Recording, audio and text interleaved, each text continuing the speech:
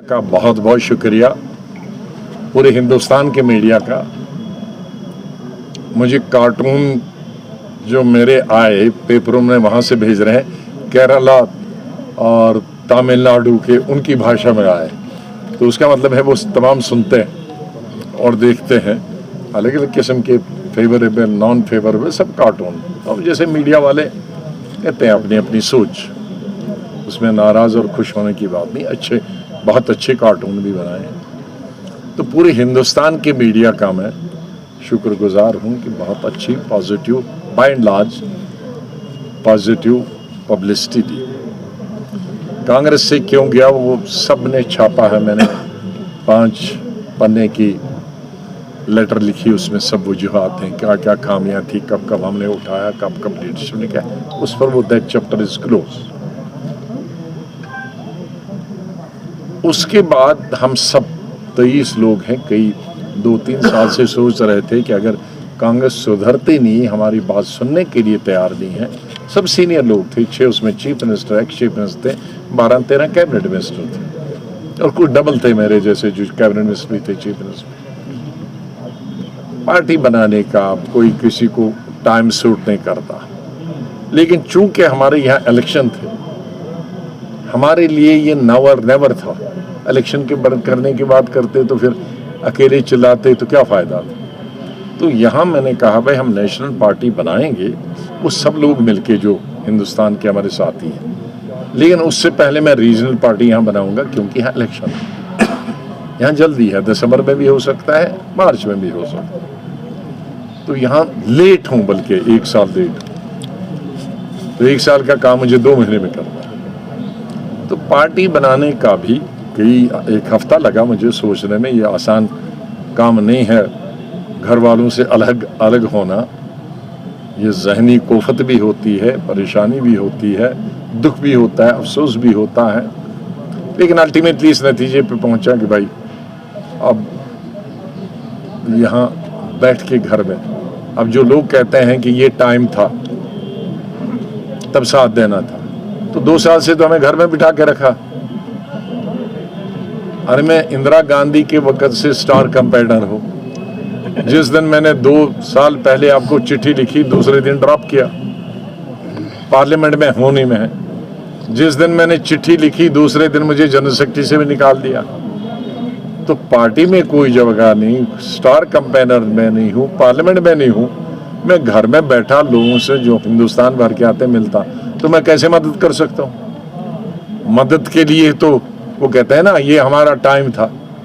अरे टाइम के लिए तो आपने हम सबसे छीन लिया है, तो मैं कैसे मदद करता हूँ। इसलिए कि 2 साल और मुझे जंग लगता घर में बैठकर, तो जो कम से कम मेरे साथ हैं उनको तो एनर्जाइज करो, इससे पहले कि हमारे साथी भी इसी तरह घर में जंग लग के तुमको जो मर्जी आओगे दिल्ली से प्रेसिडेंट बनाओ, जो तुम्हारे जिंदाबाद करे, और जिसकी तुम पगड़ी उछालना चाहोगे उसको गालियां दोगे, हाँ, और हम सुनते रहे। तो ये मजबूरी हुई बनाने की। और मैं जम्मू कश्मीर के हिंदू, मुसलमानों, सिखों, ईसाइयों का, नौजवानों का, बुजुर्गों का, देहात का, शहर का, कस्बे के लोगों का बहुत मशहूर हूँ। बिजनेस, गैर बिजनेस, नौकरी, रिटायर्ड, सब का। नॉर्मली 99.9% लोग पहले पार्टी बनाते हैं फिर जाते हैं। मैं शायद हिंदुस्तान का वाहिद आदमी हूँगा जो पार्टी के बगैर ही घूम रहा है और लोग कहते हैं हम आपके साथ। मतलब एक अंधाधुंध भरोसा, विश्वास कि कोई पार्टी नहीं, बस मैं हूँ। अल्लाह की इस बनाई हुई सरजमीन में ऊपर अल्लाह है और एक मैं वाहिद बंदा हूँ, अल्लाह को मानने वाला, रसूल को मानने वाला बंदा है। उस बंदे को लोग कहते हैं रात दिन मिल रहे हैं, न खुद सोते हैं न मुझे सोने देते हैं, आर में पार में गाँव शहर। तो ये बोझ मेरे शायद कब्र तक ये लोगों का एहसान हमेशा रहेगा।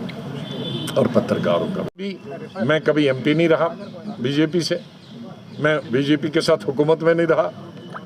370 किसी के लिए रोड नहीं था। मैंने 3 शिफ्ट की, कोई रोड़ा नहीं था।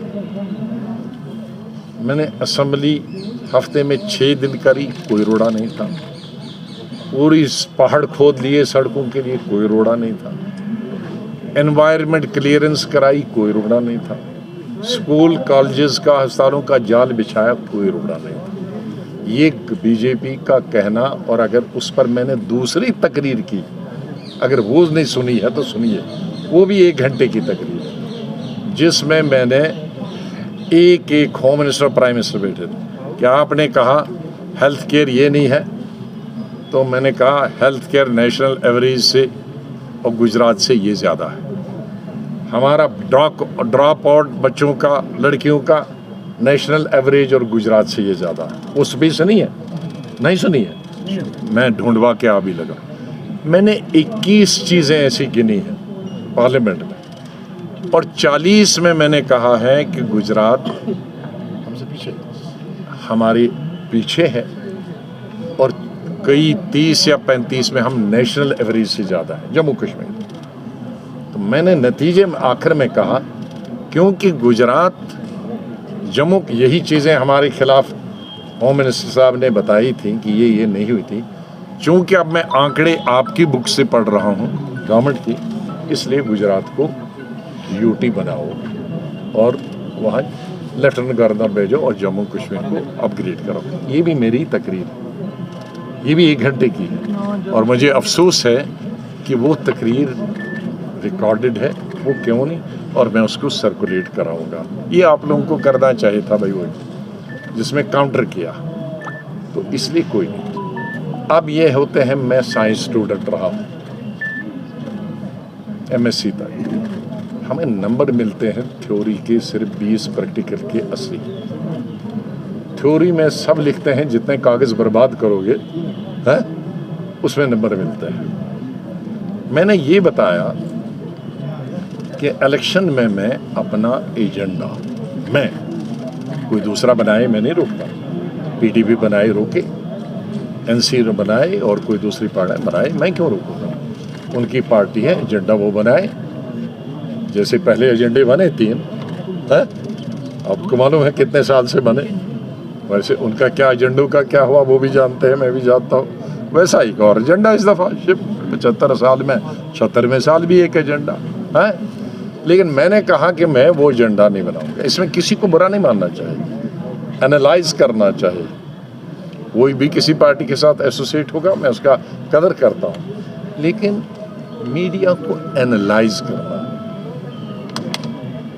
उनको इंफॉर्मेशन एसिमुलेट करनी है, डिसमिनेट करनी है। एसिमुलेट ही करनी है, लेकिन डिसमिनेट